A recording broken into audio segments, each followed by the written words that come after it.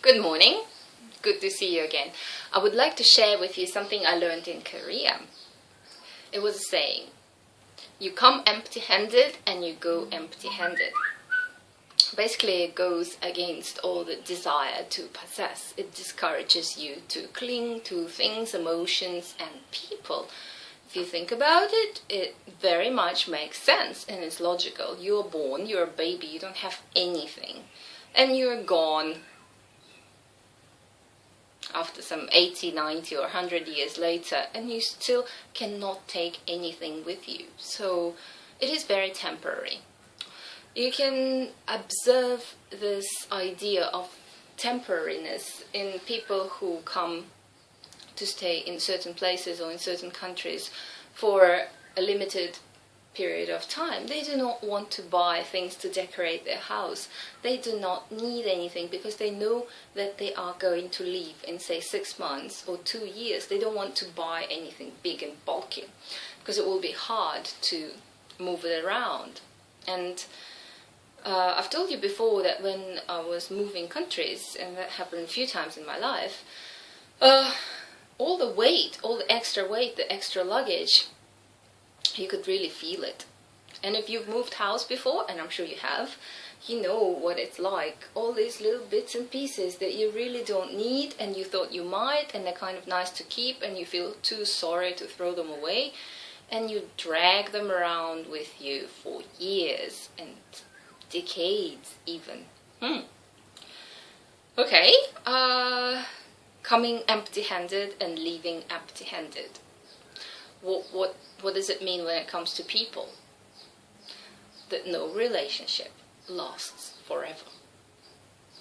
Be it a friendship, be it a partnership, be it a marriage, you were not together from birth. And most likely one of you will live longer than the other. So no, you're not together at death. You do not go together. One stays, one leaves. Everything has its life cycle, everything has its purpose. People do, objects do, experiences do. Lena, how long are you planning on staying in Thailand? Well, that is a very difficult question. I have to feel how long this cycle is supposed to be. When I feel that, okay, that has been enough, I might move somewhere else. Or that might never happen. I might stay here and die here too. Who knows? This saying did not really make me understand anything when I first heard it. It's like, yeah, that's nice, it's kind of true. You were born empty-handed and you die empty-handed, that's true. But we can still have a car and we can have a house and we can have a boyfriend and we will break up. We're so sad about it because it was the best boyfriend you could ever have, and who knows if you're going to get another one and he would not be as nice and you really loved him, and maybe love will never come to you again, and so on. You don't want to you don't want to let go of things, people, emotions, certain feelings, certain addictions, certain habits. You want to make it yours. Then after years and years of thinking of nothing can be mine because everything is already ours and it is yours at the same time. Papers of ownership. What are they? They're papers invented by human beings. Money. What is money? Things invented by human beings. In nature, can you own a tree? No, you can't. Can you own a piece of land? No, you can't, because you can't take it and move it. You can't do anything to it that will say that it is yours. In nature, there is no ownership. There is no possession. Yes, we have invented fences and land titles and whatever else makes us entitled to a certain piece of property, but it isn't all natural, is it? When you contemplate on the idea that you will go empty-handed and you've had nothing from the beginning, that whatever you have, you should be really thankful for. But letting go of it should be as easy as letting it come in, including people. When somebody comes into your life, happy, all good, exciting, you're both in love, and then that vanishes. Maybe it's the end of the cycle, maybe it's time to let go.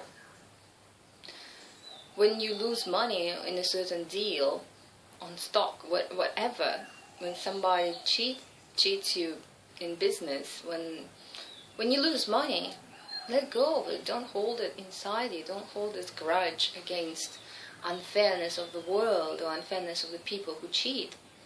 It is something that is meant to go. Sooner or later it will go. Okay, you can pass it to your children. True, but we never appreciate when something comes to us without an effort. So what's the purpose of making all this money to pass it on to your children so that they can spend it in no time and do not appreciate how much effort you have put into it? Whatever you make during your lifetime, let go of it. Let go of it gradually and slowly as it comes in. Making space for the new things, new experiences, new emotions. New people too. We do not only get educated when we are young. We do not only make friends when we are at university and cling to them all our lives. We do not only meet our love, our true love, when we are 16 or 20. You are not too old for anything. You are not too old. Even if you're in your 80s or 90s, you're not too old for accepting something new. Because you never know when will be the time to let go. But letting go is as natural as taking and inviting something in, manifesting something, attracting something to yourself. It's in and it's out. It's in and it's out. This is what you are. Like an earthworm moving through the soil. And it comes in and it goes out the other end. And that way it moves forward. This is how we move through life. We don't want to be compared to earthworms, but basically this is how it goes. The food goes in and out, and that's how you move forward in time. Same with the information, ideas, ideologies, they come in and out, and in and out. And this is the movement. This is the swimming forward, the flying forward, and walking forward. When you try to cling to something that you think is yours and you don't want to let it go, although naturally it should go. It should go. Just like love, just like money, just like emotions, people, objects, whatever else. And it's not equal throughout the life. Sometimes you have a lot, sometimes you have little. But when you look at it from a different angle, you have a little of something, but a lot of something else, because it's a vessel. When something comes in, something will come out. But when something comes out, something will come in. There we go. And there is no void. There is no such thing as emptiness in this world. This is air. Even a vacuum is not quite emptiness, although it's difficult to create naturally. There must be something about the vacuum that is still there. This is something, this is something, this is something. And still with your vessel, and something is let go of, an emotion, something will come in. It's up to you what you want to invite in. Can be the same, can be different, of whatever you let go of. As long as it is all done consciously. We are not victims to fate, we are not victims to fairness, life, destiny, whatever else. We make it, we choose it, because we are conscious of what we are doing. We are conscious of what is happening. Do not be too busy to realize what is happening around you and what is happening with you, what thoughts are coming in, because these thoughts, these words will have consequences, big or small, that will result in certain changes in your life. When you can observe this process, when you're conscious of the process that is happening in you, nothing is unpredictable and nothing is out of the blue. It is all a chain. It is a reaction that was started by something that you have accepted. responsibility, comes with ownership. The more you try to accumulate, the more you want to accumulate, because it is addictive. It is the repetition of the feeling of gaining. Gaining and gaining and gaining and gaining. It's like a habit, like an addiction, because you are into the gaining pattern, into the taking pattern. And what happens? You need to look after a lot of things. Why are some Westerners surprised when they travel to, say, countries like Burma and Thailand and see that people have very little, but how come they are happy? The more you have, the more you have to look after, the more you have, the more headache you get too, because it's how it works. Imagine having 3 puppies or 30 puppies. You need to feed them, you need to look after them. Sure, you can sell them, but they're your puppies and they're running around, and one is there, they're your property, but yet you need to worry about them. Same with children, with families, with a girlfriend. How much responsibility is a girlfriend? Especially if she's a C-type, you think, yeah, it will all be about fulfilling fantasies and serving another person, but a lot of the time it will be worries, insecurities, fear of losing control, feeling of handing over control, fear of losing these emotions, the feeling of love, the feeling of being loved, and whatever else. There's a lot that comes in with possessions. So the best thing is, and this is only a Lena theory, is to stay still and wait for things to come into you and out through you, like an earthworm excreting all that it's eating. And yeah, it's just converting whatever went into it into something else, and whatever else that could be is up to you. You are adding your own color. Think of your past relationships. You've changed people. They've changed you. You went through them, they went through you. Some changes have been good, some changes have been not so good, but you've changed, they've changed. You're not the same you before you met them and after you met them. Think about possessions that you have had. Think about buying that current car. It changed you as well. It changed your attitude to certain things. It changed your confidence, perhaps, or self-image, or the status in your neighborhood. It did change you. And one day you will have to let go of it. Yeah, maybe to a second-hand car dealer, whatever. Things happen naturally, but it's going to leave a trace.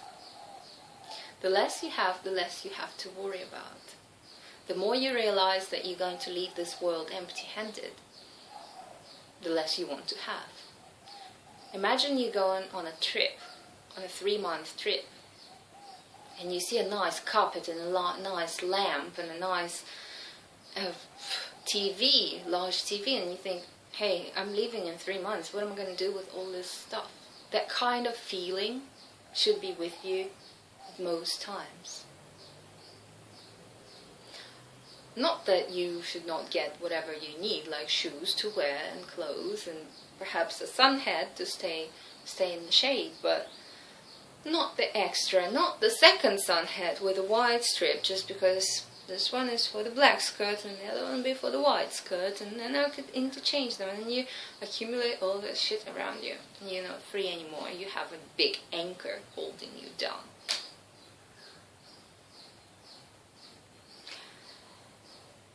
Yeah, enough on possession. People, objects, emotions. Haven't mentioned emotions. Yes, I have. Desire to accumulate.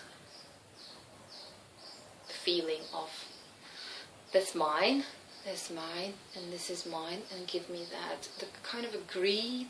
People can call it greed, but greed has a negative connotation, so let's just call it the feeling of making something yours. It's neutral.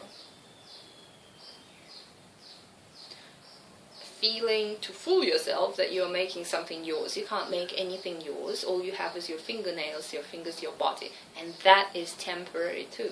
So whatever is given to you, this beautiful new model cell phone, whatever else, new love, is temporary. Be happy with the idea that it is temporary. The more you are aware of its temporariness, the easier it is to let go of it later. And you will have to eventually.